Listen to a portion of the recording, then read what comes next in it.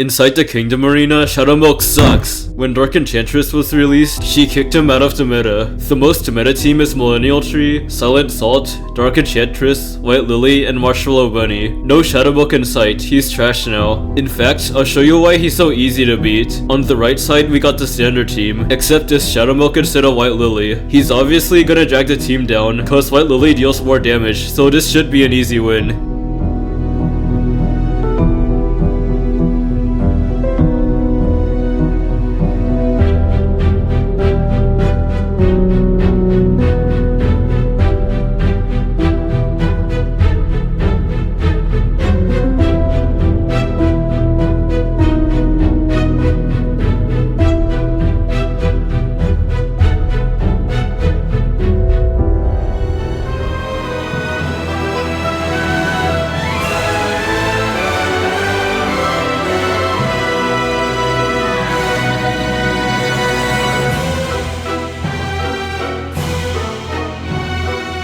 Wait, what? How did that happen? Shadowmilk won?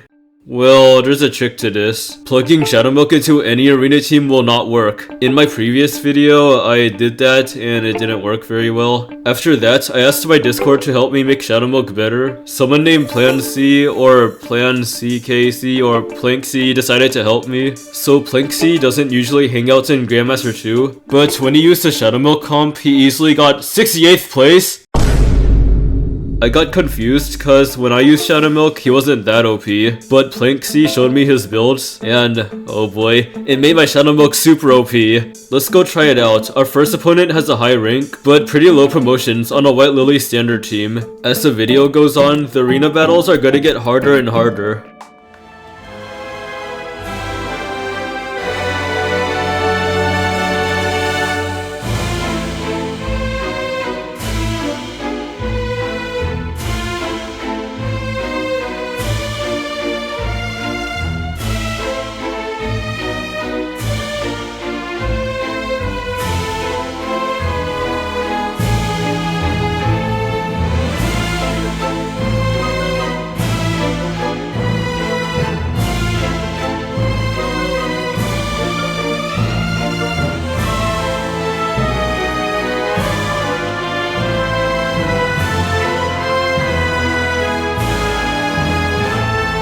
Okay, so why did that work? What does Shadowmilk have that White Lily doesn't? White Lily does way more area damage, and she can revive.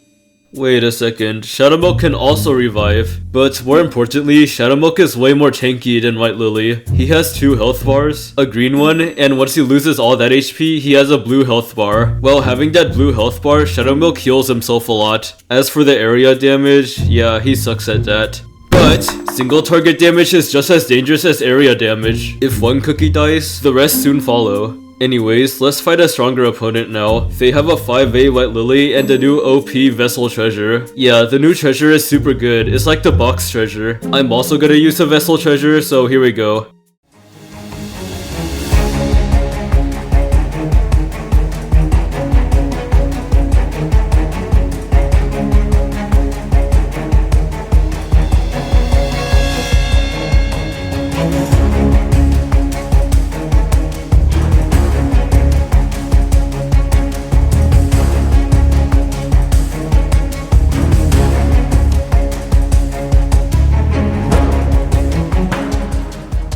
Alright, our next opponent has 6-star Silent Salt.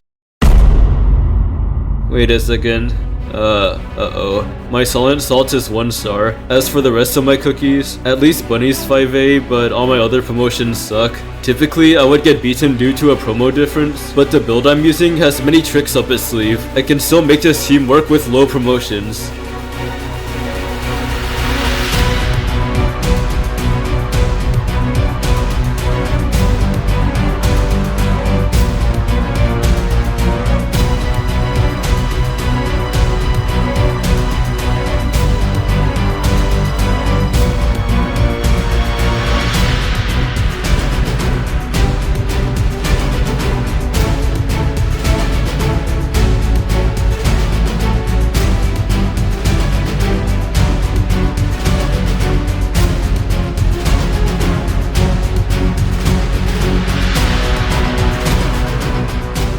So there's many factors that need to be considered when building this team. I was really confused when Planksy went on a massive win streak with the same toppings as me, and I couldn't get a win streak. So then I asked him to show me his Cookie's HP and attack stats. You can see those two stats by going to this page and looking at these two numbers. Here's the ideal order of the Cookie's HP from lowest to highest. Bunny, Dark Enchantress, Shadow Milk, Silent Salt, and Millennial Tree. Now here's the ideal order of the Cookie's attack from lowest to highest. Bunny, Millennial Tree, Silent Salt, Dark Enchantress, Shadow Milk. Dark Enchantress does buff her own attack stat, but I would still make her attack number lower than Shadow Milk's. Now this is one piece of the puzzle, one of the many tricks that makes a team work. Let's see if the HP and attack order truly makes a difference by fighting a stacked opponent. They have a 5A, 6 Ascended White Lily in a very high arena rank.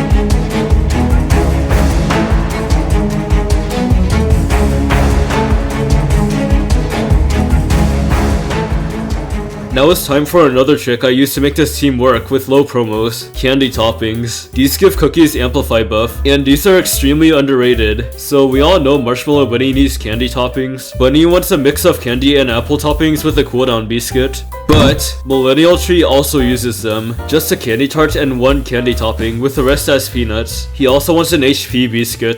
The reason for this is cause amplify buff increases the amount of healing the Cookie wearing the candy receives. Millennial Tree is way too squishy, especially at 1 star. The candy allows him to heal up faster after taking damage, preventing him from having low HP and getting finished off by Dark Enchantresses or Silent Salts. As for Shadow Milk, he doesn't use candy toppings. I tried it and it's not good. When he has the blue health bar, he already heals a lot anyways. So let's use the candy toppings in battle now. Our next opponent has decent promotions, a high arena rank, and the monocle treasure. Shadow Milk struggles against monocles a bit, but let's see if our candy toppings can give us the edge in battle.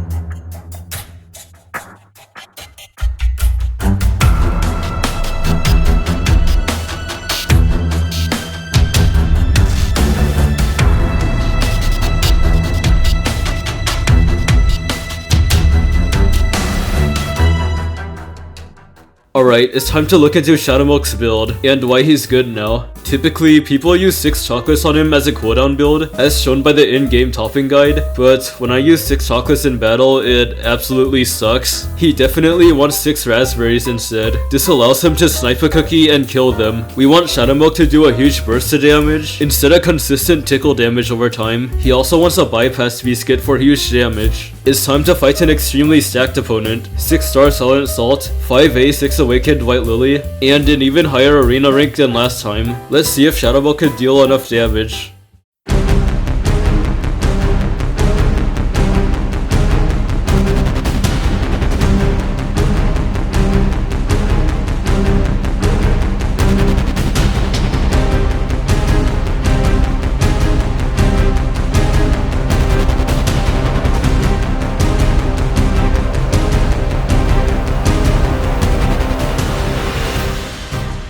Alright, it's time for Silent Salt and Dark Enchantress's builds. Silent Salt has 3 raspberries, 3 chocolates, and a bypass biscuit. This is better than 6 raspberries. Dark Enchantress has 4 raspberries and 2 chocolates with a bypass biscuit. Now it's time for the strongest opponent yet. 6 star Silent Salt, 5A 6 Awakened White Lily, and it's the Grandmaster 1 player.